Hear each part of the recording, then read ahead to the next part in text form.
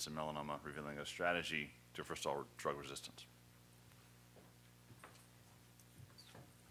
Thank you, Levi.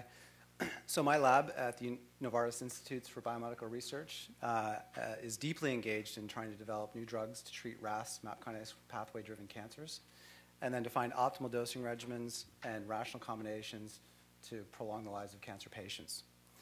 I'll briefly describe the preclinical work that was recently published in Nature by an outstanding postdoc in my lab, Meghna Das Thakur, and then I'll go on and describe the new findings that will be presented tomorrow. So we were interested in studying RAF inhibitor resistance and developing in vivo preclinical models to do it effectively using clinically relevant doses of Vemurafenib.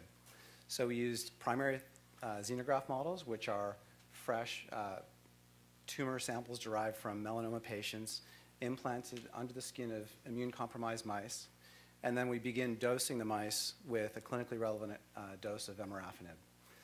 As expected, initially you get a tumor regression. The tumors shrink in response to drug treatment. But over prolonged treatment in mice, you can see resistance develop just as you do in the clinic with patients developing resistant disease. What was really surprising about the results that we obtained was that these resistant tumors appear to be dependent on drug for their continued growth and proliferation. And we found that suspension of drug led to tumor regression in many cases, or at the very least, a decrease in tumor growth rate. When we looked at what was happening at the level of the MAP kinase pathway, phospho-ERK specifically, removal of the drug or suspension of drug treatment led to a hyperactivation of the MAP kinase pathway. And this told us really three important things.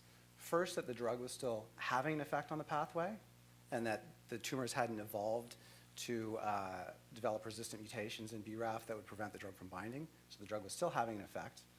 The second important thing that it told us was that the cells had adapted to work around the brake that Vemurafenib was providing on the pathway. And the third thing it told us, most important thing, was that tumor cells regulate the phospho-ERK levels and the MAP kinase pathway output very carefully in order to maintain a continued proliferation. So this led to the hypothesis that if we use an intermittent dosing schedule where we don't allow the tumors to adapt to the drug treatment, that over time we'd be able to delay or prevent the emergence of resistance. And that, in fact, is what we found. When we treated mice on a 4-week on, 2-week off schedule in one case, or in a more personalized way per individual tumor, we could prevent, for the duration of the studies, which in some cases lasted more than 4 months, we could prevent the emergence of resistance in our mouse models. So this was exciting and encouraging, and as I mentioned earlier, that's the content of the paper that was published earlier this year. Of course, we've been looking carefully to try and find evidence in Vemurafenib-resistant patients that this same drug-dependent phenomena occurs. And our collaborators at the Royal Marsden Hospital, led by Rosalie Fisher, did a careful study in which they looked at patients who they had enrolled on various Vemurafenib trials and found that for patients, they had a post-relapse CT scans on 19 patients after they had been taken off drug due to progressive disease. And in 14 of these 19 patients, there was evidence that the tumors were growing more slowly after they had suspended drug treatment at the end of study.